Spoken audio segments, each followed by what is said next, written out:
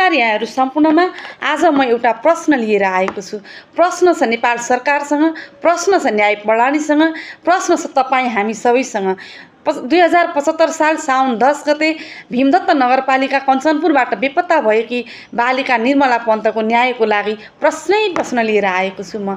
निर्मला पन्तको बलात्कारपछि हत्या भइसकेको कुरा पुष्टि भइसकेको छ र अहिलेसम्म यतिका सरकारहरू परिवर्तन हुँदै आए, देशमा आमूल परिवर्तन हुँदै आयो, तर खोइ त निर्मला पन्तको न्याय।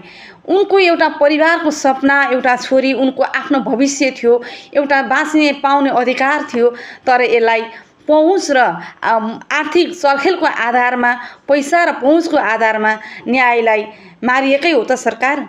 र अहिलेका प्रधानमन्त्री बालेन सरकारज्यू, त्यसै गरी अहिलेका गृहमन्त्री सुदन गुरुङज्यू, तपाईहरू यो सरकारलाई जनताले ठुलो आशा भरोसा र एउटा सपना देखेर पठाएको सरकार हो। यो जनताको सरकार हो। यति भन्न चाहन्छु, तपाईहरूप्रति एउटा ठुलो आशा छ। यस्तै मरेका न्यायलाई न्याय दिलाउनुहुन्छ भन्ने अपेक्षासहित पठाएको सरकार हो।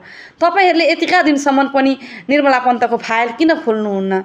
निर्मला पन्तको फाइल पनि गायब भएकै हो त? के अब यो सरकारलाई पनि प्रभाव पारिएकै हो त? यिनै प्रश्नको जवाफ हामी सरकारसँग माग्न चाहन्छौँ। र अब एमडीआर टिमले निर्मला पन्तको न्यायको लागि निरन्तर बुलन्दन आवाज उठाइरहेको छ, उठाउनेछ। जबसम्म निर्मला पन्तले न्याय पाउँदिनन् तबसम्म सरकारको ढोका ढकढकाउने मात्र होइन, यसको निरन्तर बुलन्द आवाज उठाएर हरेक नेपालीहरू जहाँ हुनुहुन्छ, जुन देशमा हुनुहुन्छ, हरेक देशबाट, हरेक ठाउँबाट र हरेक व्यक्तिले अब निर्मला पन्तको न्यायको लागि र उनको परिवारको पीडा र आँसुलाई पुस्नको लागि यो आवाज बुलन्दन गर्ने बेला आएको छ। यसको सम्पूर्ण नेतृत्व एमडीआर टिमले गरिरहेको छ।